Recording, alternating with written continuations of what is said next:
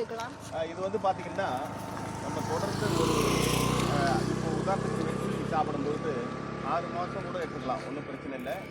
அல்லது வந்து 1 வருஷம் கூட சாப்பிடலாம். ஏன்னா இது உணவு தான். இது உணவே மருந்து, மருந்தே உணவுன்றது தான் சித்த மருத்துவனுடைய அடிப்படை தத்துவம்.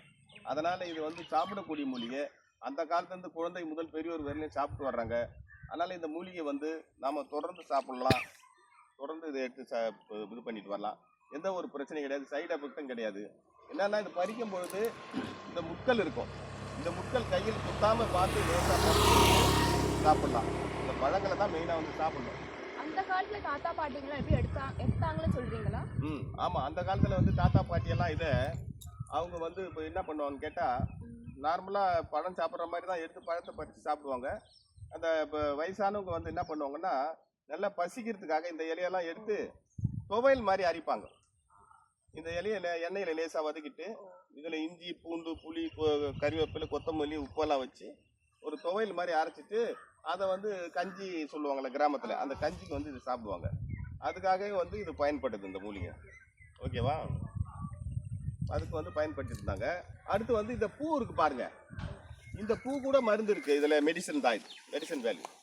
இந்த காய்க்கு முன்னாடி இப்போது இதில் பார்த்தீங்கன்னா கொஞ்சம் இந்த சீசன் இல்லை, பூவும் வரல, இன்னும் காயும் வரல. அந்த காய் வர அந்த பூ வர சீசனில் அந்த பூ எடுத்து ரசம் வைப்பாங்க.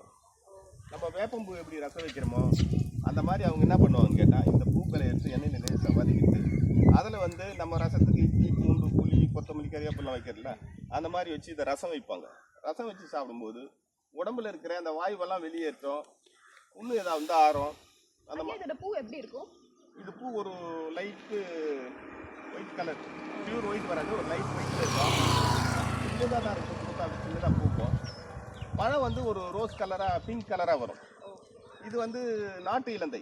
அது சீமை இலந்தையாக இருந்தால் முள் வந்து நீண்டு வரும், முள் நீண்டு வரும், இலை பெருசாக இருக்கும், காயும் இவ்வளோ பெருசு இருக்கும். நீங்கள் பார்த்துருப்பீங்க, இந்த கோயம்பேடுலாம் ஒரு பேக்கில் போட்டு பார்த்துருக்கோம், பச்சை கலராக ஒரு பேக்கில் போட்டு வச்சுருப்பாங்க.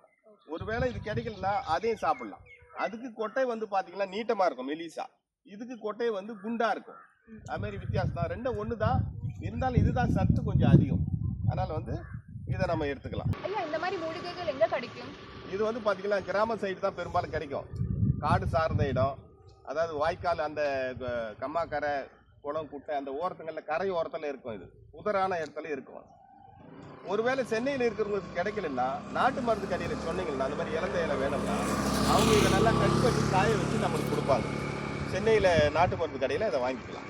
எல்லா இடத்துலையும் நாட்டு மருந்து கடை இருக்குது, அங்கே கேட்டு வரோம். அப்படி இல்லைன்னா வயசான பெரியவங்க வந்து தாய்மார்கள் இந்த கீரை விற்பாங்க, அந்த கீரைக்காரர்கிட்ட போய் இந்த மாதிரி எனக்கு இலந்தை இலை வேணும்னா அவங்க வந்து கட் பண்ணி கொடுப்பாங்க.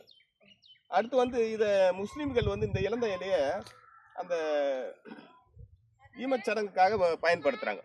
இந்த மாதிரி நிறைய பயன் இருக்குது இதில். நன்றி. நன்றி.